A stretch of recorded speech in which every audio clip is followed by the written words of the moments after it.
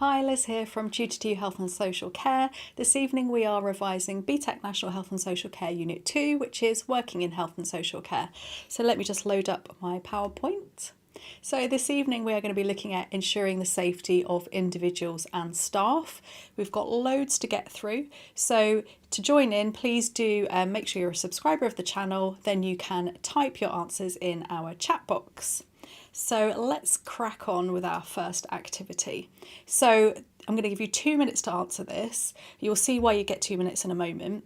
And there's going to be some music. You're going to have to give me 3 of something, 2 of something, and 1 of something. So you're going to have to do a lot of thinking and quite a lot of typing. So what I want is 3 key terms or phrases relating to safety in health and social care. There's probably hundreds of them, so that one should be quite straightforward. I then want you to give me 2 actions employers must take to ensure people are safe. So things that employers, so that's managers, owners of care agencies, etc., have to do to keep people safe. That could be service users or staff. And then 1 benefit of using correct disposal measures of sharps. So 1 benefit of correctly disposing of sharps. So 2 minutes, write down your answers for me. 5, 4, 3, 2, 1.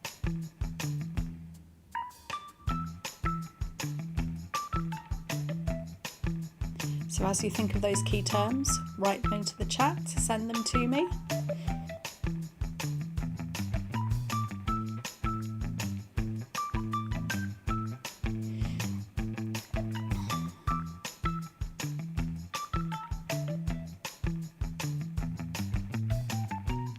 They could be about health and safety laws, could be about legislation and policies, procedures, could be about actions.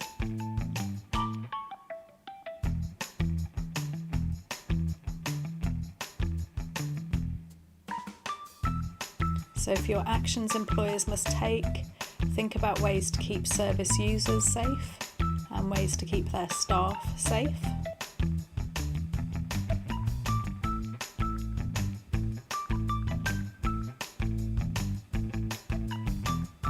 And then there's 1 very clear benefit of disposing of sharps safely.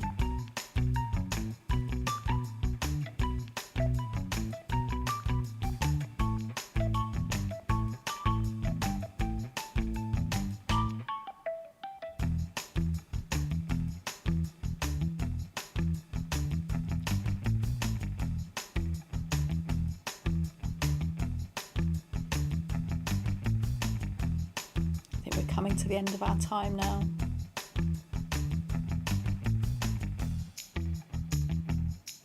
Five, 4, 3, 2, 1. Okay, so let's have a look at key terms or phrases relating to safety in health and social care. As I said, you could have hundreds of these. So I have got identify hazards and decide who might be harmed. Now, both of those link very clearly to doing risk assessments. Risk assessments are super important in safety in health and social care. And then I've put health and safety policy. So if you're asked a question in a Unit 2 exam about policies, so for example, you might be asked to identify 2 policies that a setting might have. Every setting in health and social care will have a health and safety policy. So that is a really good one to go with. Okay, so let's have a look at our next question. It was 2 actions that employers should take to keep people safe. Okay, so I've got complete risk assessments on physical environments. So that's the environment around you where you're working or where a person is being cared for. Completing risk assessments on working practices. So that's the things you do at work and the procedures that you do. And then another action is providing health and safety training for all staff annually. So every single year, staff in health and social care settings must have health and safety training. They need to ensure they're always kept up to date. And then our final one was a benefit of using correct disposal measures of sharps. So sharps are things like syringes with a needle on the end, a lancet that you might use to take a blood sample from the end of a finger for a blood glucose test, for example. Those are sharps. They're anything that can pierce the skin. So we have to dispose of those properly in a sharps bucket, because that will prevent infections being transmitted from that sharp to an individual. And that individual could be someone that works in health and social care or a service user. So remember, if you're puncturing the skin, then there could be blood and other bodily fluids on that sharp. Blood and bodily fluids contains or may contain infectious diseases, pathogens, bacteria, viruses, so we don't want to spread those to other people. Okay, let's have a look at next activity. So we're now going to do quite a few multiple choice questions. So I can see there's quite a few of you watching at home. Please do join in. All you have to do now is type A, B, C or D. So question 1 is, what is the main purpose of safeguarding in health and social care? Is it A, to protect an individual's rights, B, to ensure patient confidentiality, C, to monitor staff performance, or D, to protect individuals from abuse, harm and neglect? So just type in the chat for me A, B, C or D. Okay, so this is D. So the main purpose is protecting individuals from abuse, harm and neglect. We are also protecting their rights, but the principal purpose is that one in D. Let's move on to question 2. Which of the following is a key principle of safeguarding? Is it A, restricting access to personal care, B, providing medication without consent, C, ignoring minor incidents of harm, or D, listening to the individual's views and concerns? So if an individual comes to you, what of these are you going to do?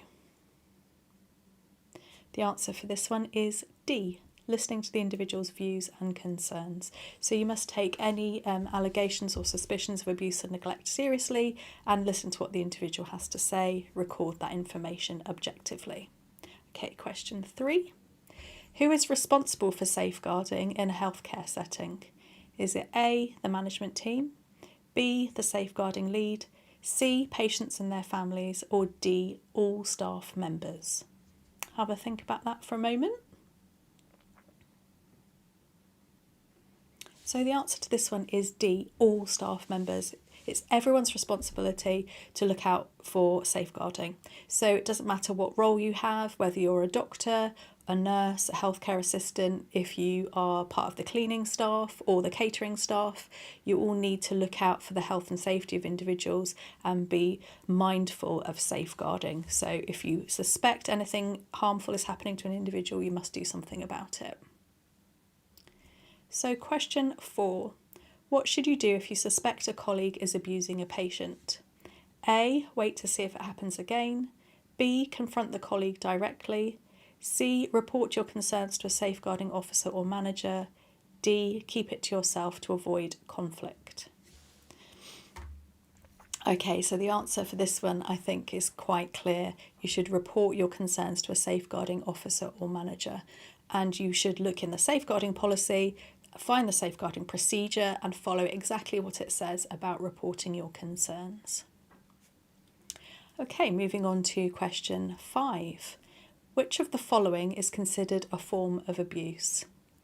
A, providing incorrect medication intentionally. B, encouraging independence. C, assisting a patient with their meals. D, allowing patients to express their feelings. So this one is A, providing incorrect medication intentionally. So intentionally means you do something on purpose. So obviously you must never provide incorrect medication on purpose because that is abuse. Okay, question 6. Which type of abuse involves the misuse of power and control by an individual over another? Is this A, sexual abuse, B, physical abuse, C, emotional or psychological abuse, or D, neglect? This one is emotional or sometimes called psychological abuse. Okay, moving on to question 7. What is the first step you should take if a patient discloses abuse to you? And I've already talked a little bit about this, so hopefully we'll get this one. Is it A, promise to keep it a secret? B, reassure the patient and listen carefully without judgment? C, immediately contact the police? D, confront the abuser directly? So remember, we're asking for the first step, so the very first thing that you do. So if we go through them one at a time, I think this is quite important, this question. So A, promise to keep a secret. We can't promise to keep something that could be causing harm to an individual a secret. We can tell that person that we will protect their confidentiality as much as possible, but we will have to inform someone so that action can be taken. The correct answer is B, reassure the patient and listen carefully without judgment. So what we can do is we can say this is a safe place to talk about this, and I will do my best to ensure that you are treated fairly, in confidence, and so on. And then you listen carefully to what they say. You wouldn't immediately contact the police because, first of all, you need to reassure your patient and listen carefully. Also, it might not be your role to contact the police. That might be the role of the safeguarding officer. And then D, confront the abuser directly. You definitely don't want to do that. You don't want to do that because there's a process for this. It needs to be investigated, and also you need to think about your own safety. So this one is reassure the patient and listen carefully without judgment. So question 8, which of the following is an example of financial abuse? A, physically harming an individual. B, ignoring someone's basic needs. C, forcing someone to take medication. Or D, taking money or property from a vulnerable person without their consent. So all of those are examples of abuse, but what I'm after is which one of those is an example of financial abuse. So that one is D, taking money or property from a person without their consent. Okay, question 9. What is the role of a safeguarding officer in a healthcare setting? Is it A, provide medical treatment to patients, B, to manage staff schedules, C, to oversee the financial budget, or D, to coordinate and implement safeguarding policies and respond to safeguarding concerns? So I've already talked about the safeguarding officer or the person responsible for safeguarding, and that should help you to work out that that person's role is D. So they're coordinating and implementing policies, ensuring that procedures are in place, they might deliver training, and they're the person that responds to a safeguarding concern. They have the training required to know what action to take in every situation. Okay, and then I think this is our final MCQ. Which of the following is a sign that someone might be experiencing neglect? Is it A, engaging in social activities, B, wearing clean and appropriate clothing, C, having regular medical checkups, or D, being left without necessary care such as food, water, or medication? So if you have a look at those, A, B and C are all quite positive things. So engaging in social activities, wearing clean and appropriate clothing, having regular medical checkups, all those things will keep a person healthy and happy. D is our example of neglect, or a sign of neglect. So being left without necessary care, so not having the right food or water or medication, could be not having the right clothing, it could be not having regular medical checkups, it could be not being taken or unable to attend social activities. Okay. So now we're going to do a bubble quiz. We'll have a question on the screen and 4 answers. And what I want you to do is identify which of those are the correct answers. It could be none of them, 1, 2, 3, or 4 of them. So let's have a look at the first one and it'll be a bit more clear. So the first question is, which of these words are not in the acronym for RIDDOR? Okay, so RIDDOR is a piece of health and safety legislation. We need to know what RIDDOR stands for to work this out. So does RIDDOR contain the word diseases? Does it contain the word infection? Does it contain the word regulations? Does it contain the word reporting? So which of those is not in the acronym for RIDDOR?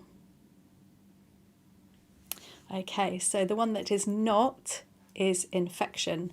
RIDDOR stands for reporting of illnesses, injuries, dangerous diseases and dangerous occurrences regulations. That was quite a mouthful, isn't it? Okay, next one. What needs to be included on a first aid incident form? Is it A, a record of the treatment given, B, the casualty's sexual orientation, C, nature of incident, so what happened, and D, name of casualty? So which of those must be included on a first aid incident form? Let's have a think. So I think that one of those is not. Yeah. So you must record any treatment given. Someone said trick question, all of them. Actually, you wouldn't need to record the casualty's sexual orientation, awesome gamer. It's not relevant information. So remember, when we talk about recording information in health and social care, we have to record the information that is relevant and appropriate, and casualty's sexual orientation is not relevant or appropriate to a first aid incident. So the treatment, what happened, and their name is all that's required from the screen. Okay, question 3.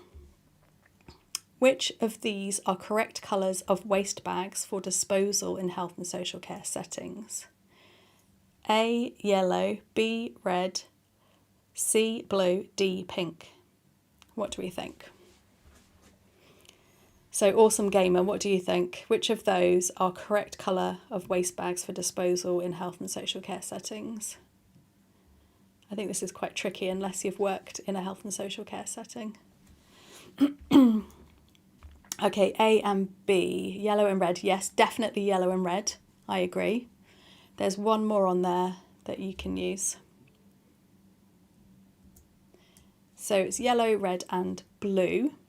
So yellow is for hazardous waste, and it's waste that needs to be incinerated. So it would include things like wound dressings, bandages. Red is for what we call anatomical waste.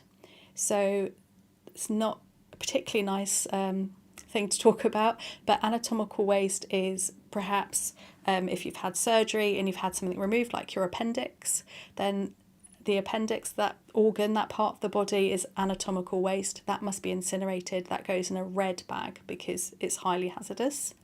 And then blue, yep, awesome gamer, you're right.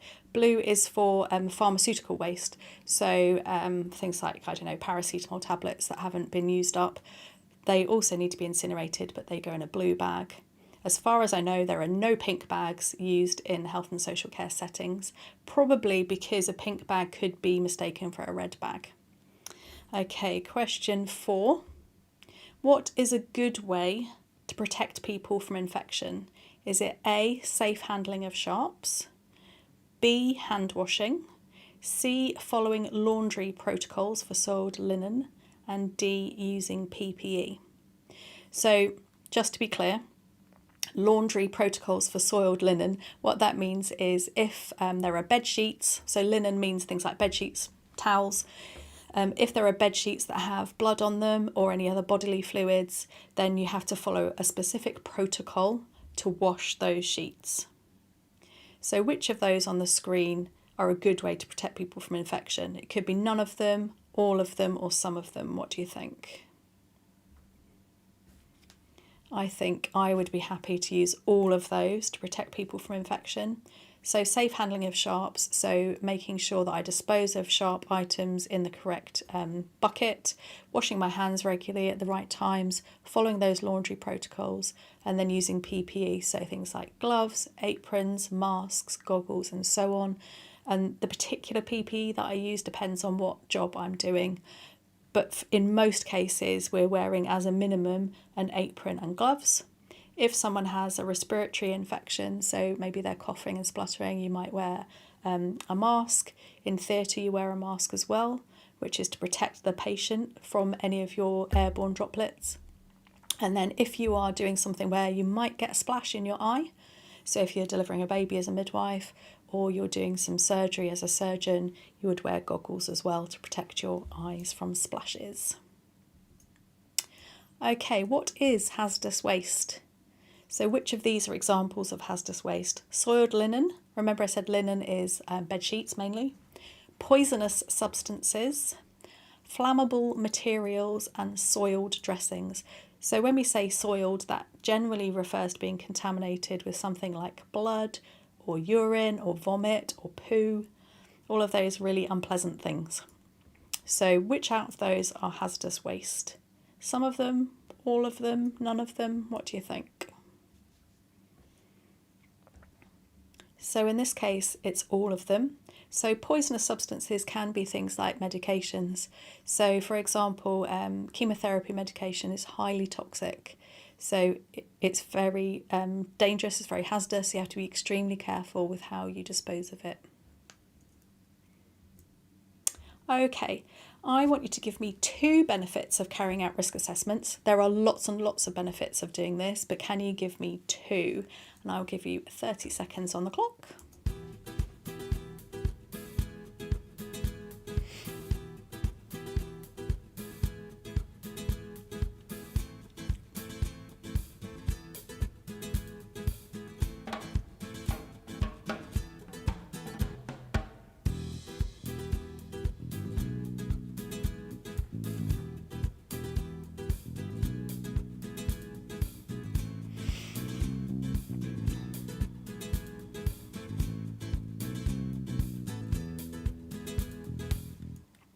Okay, so 2 benefits of many.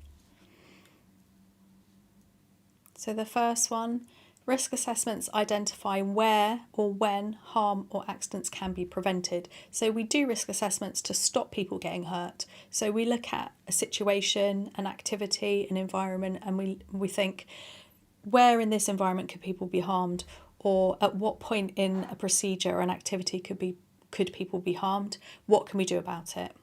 The other big benefit is it's a legal requirement. You must do it. So that avoids any legal issues, any penalties, fines, and so on, prosecutions even. Okay, so I'm going to read some statements. I want to know if they are true or false. So the first one, it is mandatory to report all safety incidents to your manager, even minor ones, to maintain a safe environment in health and social care settings. What do you think? Is that true or false? Do we have to report everything? So that one is true. The next one, personal protective equipment, which we call PPE, is only required when dealing with infectious patients. Is that true or is that false? That one is false. We have to assume that any patient could be infectious, and so we should always use PPE. If we know a patient is infectious, then we may need to use extra PPE. As I said before, as a minimum, we're mainly wearing gloves and aprons, but if we know there are additional risks, we can wear things like eye protection, goggles and masks. And we can wear different types of masks, as we saw during the COVID-19 pandemic. Okay, next one. Regular hand washing is the most effective way to prevent the spread of infections in health and social care. Is that true or false? So I always like to think about what we learnt from the COVID-19 pandemic, and one of the things we were told repeatedly during that time was to wash our hands, and that's because regular hand washing is the single most important thing that we can do to prevent the spread of infections. So that one is true. Okay, so in health and social care, confidentiality can be breached if a patient is at risk of harm. Is this true or is this false? Now, I've already spoken a little bit about this one, so we should be able to reach the conclusion that this is true. So remember I said that we can't promise people that we can keep a secret, because if we know that what they want you to keep a secret is harmful to them, then we probably have to tell someone else. Okay, the next one. Safety protocols in health and social care are only the responsibility of the management team. Is that true or false? We have talked about this one already this evening as well. So this is false.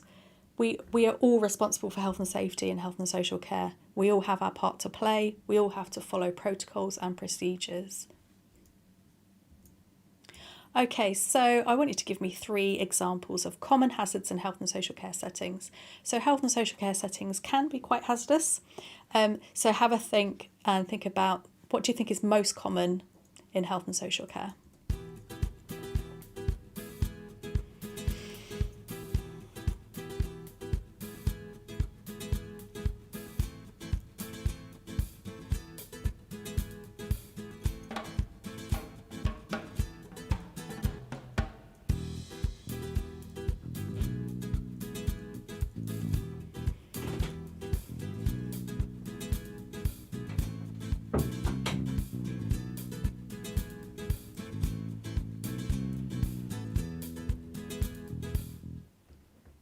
Okay, let's have a look.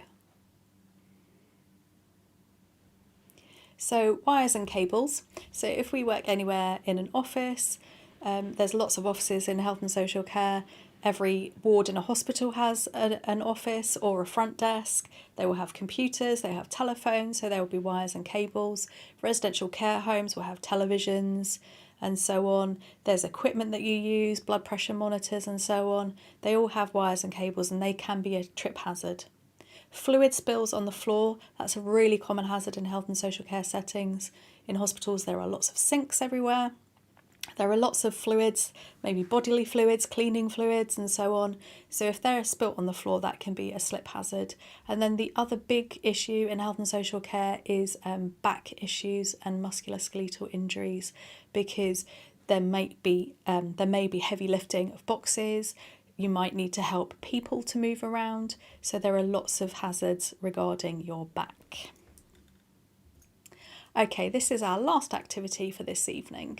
So on the screen I have some pieces of health and safety legislation. So RIDDOR, Reporting of Injuries, Diseases and Dangerous Occurrences Regulations, 2013. We've got the Health and Safety at Work Act, 1974. Then we have the Health and Safety Executive. That's not legislation, but they are the body that oversees health and safety in the UK. And we have the Data Protection Act, 1998.